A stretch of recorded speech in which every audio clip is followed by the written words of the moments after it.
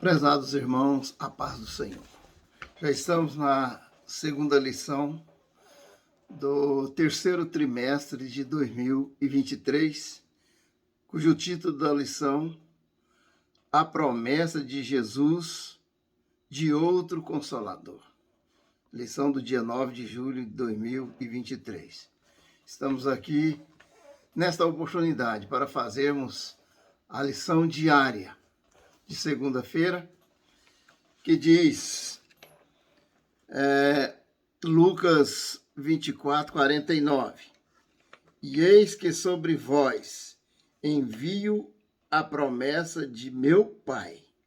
Ficai, porém, na cidade de Jerusalém, até que do alto sejais revestidos de poder. Glória a Deus.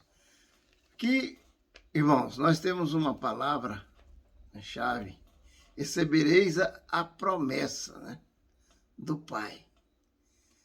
Essa palavra, ela já foi profetizada desde o Antigo Testamento, que o Senhor, nos devidos tempos, na plenitude do tempo, que essa dispensação, vamos dizer assim, a dispensação do Espírito Santo.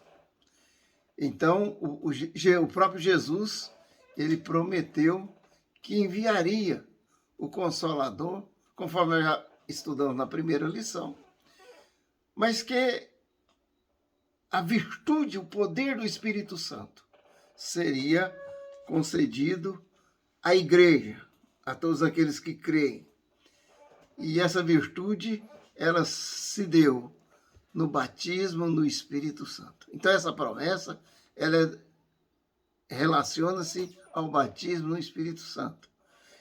No Antigo Testamento há várias referências sobre o batismo no Espírito Santo. Deus prometeu através dos profetas, através dos salmos, através dos profetas menores, inclusive no livro de Joel, no capítulo 2, e o verso 20, a partir do 28, diz assim: a promessa da efusão do Espírito. E há de ser que depois derramarei o meu Espírito sobre toda a carne, e vossos filhos e vossas filhas profetizarão. Os vossos velhos terão sonhos, os vossos jovens terão visões. E também sobre os servos e sobre as servas, naqueles dias, derramarei o meu Espírito. Glória a Deus.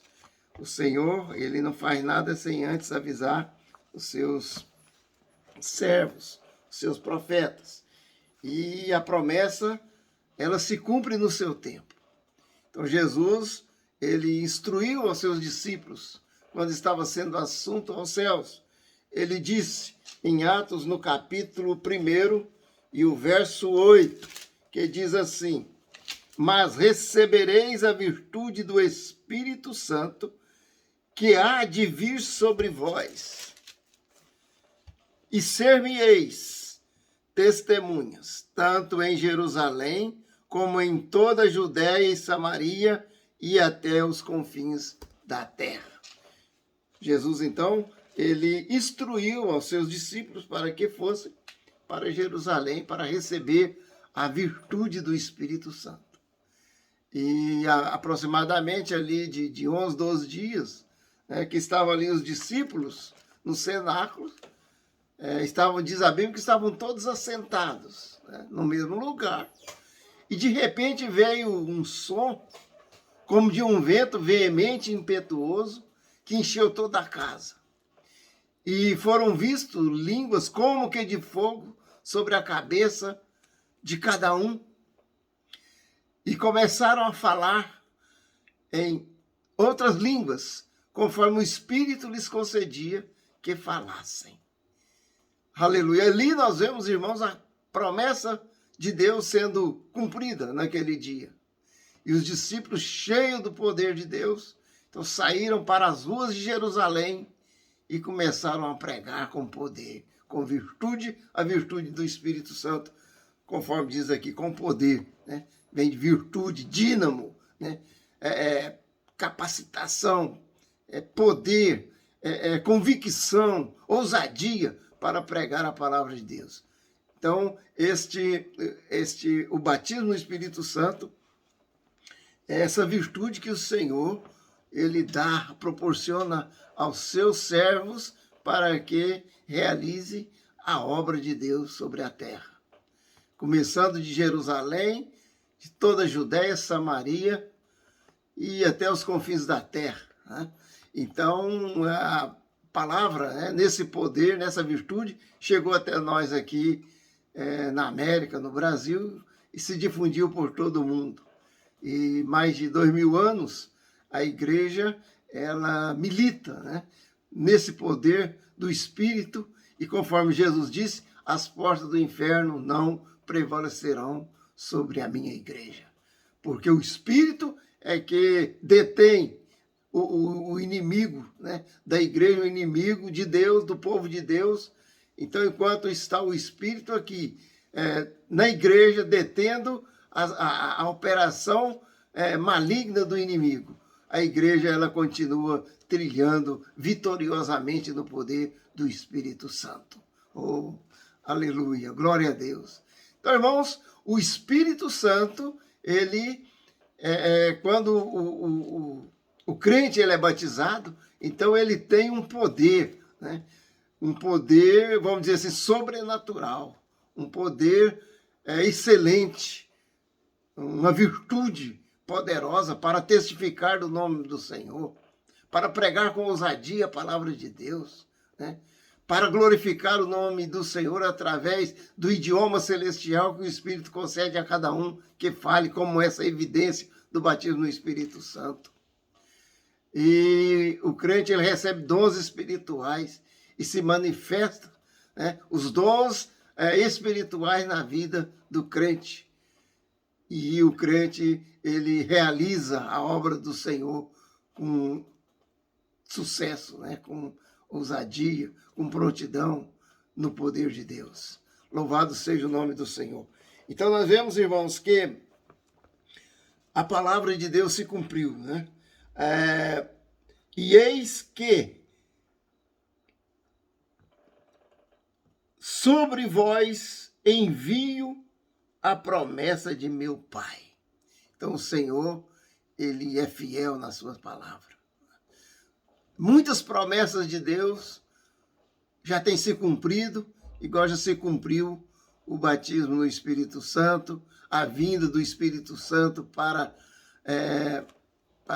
estar com a igreja, porque o Espírito Santo é que dá vida para a igreja. Sem o Espírito Santo, certamente não haveria obra, porque o Espírito Santo, conforme temos visto, é a terceira pessoa da Trindade. É Deus, né, guiando o povo de Deus através de Cristo para chegar a Deus. E assim, o Evangelho, as boas novas de salvação, seja anunciada, que esse é o grande objetivo da igreja, é pregar a salvação, anunciar que Cristo Jesus, ele é o Salvador. Somente por ele se chega a Deus. É o Espírito Santo que convence o pecador, do pecado, da justiça e do juízo. É o Espírito Santo que renova a igreja, que vivifica a igreja, que renova o seu povo. É o Espírito Santo que unge a palavra para ser anunciada. Sem o Espírito Santo não haveria nenhum poder, nenhuma manifestação da glória de Deus através da igreja, porque seria uma igreja morta. A igreja que não tem o Espírito Santo, ela é uma igreja morta. O crente que não tem o Espírito Santo na sua vida, ele é um crente estagnado, um crente pacato, um crente moroso, né? Mas à medida que o crente busca o Espírito Santo, ele vai se renovando a sua vida, vai avivando. E quando ele recebe o batismo no Espírito Santo, então ele é um crente cheio da glória de Deus, cheio da graça de Deus, para anunciar com poder e com virtude a palavra de Deus e operar maravilhas na dimensão do Espírito Santo, instrumentalizando a fé, né, para operar milagres, porque o crente, ele com oração no Espírito, ele nessa fé salvífica, ele chega a sensibilizar o coração do Espírito Santo, porque o Espírito Santo, nós temos visto que é uma pessoa, né? Ele que realiza a obra. E ele, então, ele vai operar os milagres. É ele que faz, né? A nossa oração simplesmente mobiliza o Espírito Santo para realizar os milagres. Quando a oração é cheia da virtude, cheia da graça, da fé, da confiança no Espírito, porque recebereis poder para ser o testemunho do Senhor. Que Deus abençoe a igreja e que o Senhor possa continuar falando mais através dessa grandiosa bênção que o Senhor nos tem dado, né? Do seu grande amor, né? Que nós temos essa esperança que não se confunde de forma alguma, porque Deus derramou o seu amor aos nossos corações pelo Espírito que nos tem dado. Romanos 5:5. Deus abençoe os irmãos. Fiquem todos na paz do Senhor. Amém.